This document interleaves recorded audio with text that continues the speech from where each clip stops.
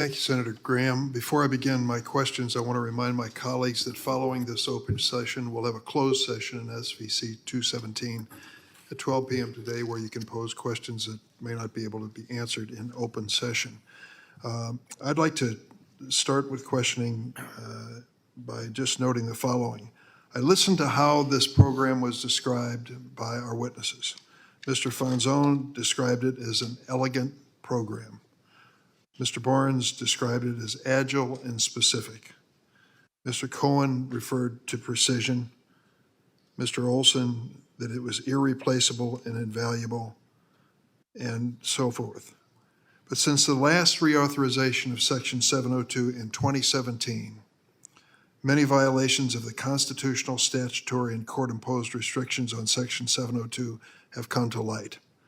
Last month, an unsealed Foreign Intelligence Surveillance Court, or FISC, opinion revealed that the FBI conducted improper searches of 702 databases for American communications 278,000 times.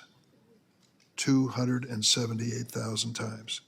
These searches have affected all manner of Americans, such as individuals listed in police and homicide reports, including victims, next of kin, and witnesses to the crime. 133 people were arrested during the 2020 Black Lives Matter protest when, as Justice Department itself concluded, quote, there was no specific factual basis to think the searches would turn up foreign intelligence. And 19,000 donors to congressional campaigns when, quote, the only 8 identifiers used in the query had sufficient ties to foreign influence activities to allow such a search. 8 out of 19,000.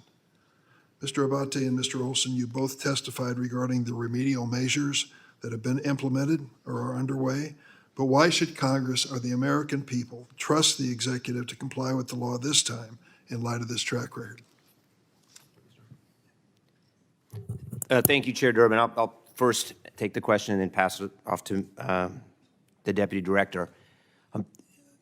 As we both said, the problems that you've cited and that we've identified in our reviews of the FBI queries are not acceptable, and I don't defend them. I'm not here to do that.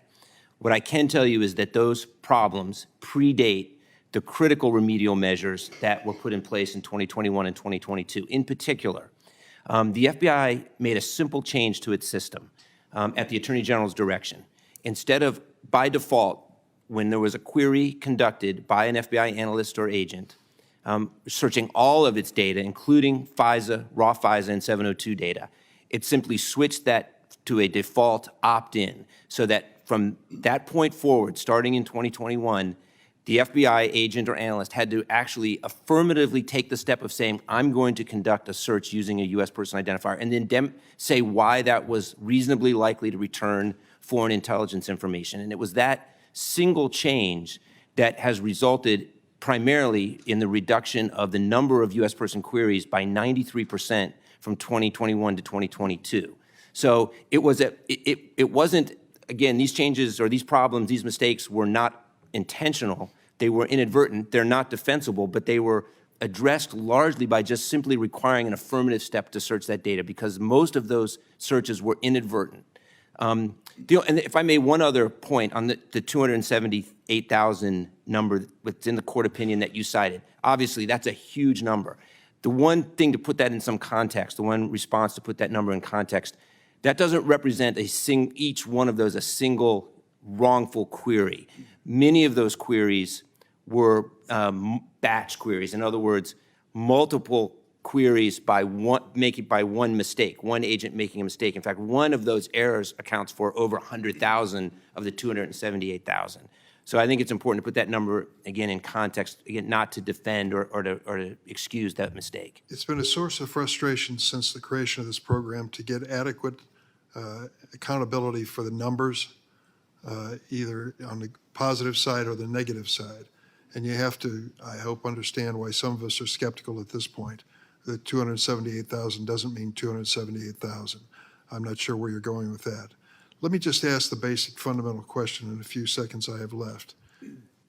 is the skill of our adversaries and the potential destruction that they could bring to us by their malicious acts really made the Fourth Amendment something that we have to question whether we can follow it in the 21st century? So again, the FBI is committed, the Department of Justice is committed to ensuring the safeguards are followed with regard to 702.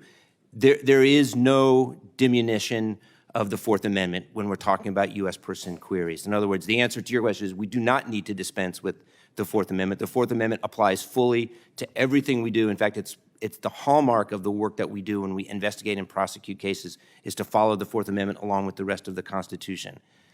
The courts that have looked at this, have looked at FISA 702 and FBI queries, no judge has said that there is a Fourth Amendment requirement for the FBI to query the data that's already lawfully collected. In fact, the courts that have looked at it have said there is no Fourth Amendment violation or requirement. There certainly are privacy implications here, and that's why we've adopted the changes that we've talked about, and that's why the FBI has today announced additional compliance measures, which again are already proving to be effective. I can't go any further because I've run out of time, but I will tell you that if the reforms that you've mentioned in 2021 and 2022 are the only reforms that you're bringing to this committee as we discuss the future of 702, I've got to see more. I hope there is more that you can present. Senator Graham. Thank you, Mr. Chair.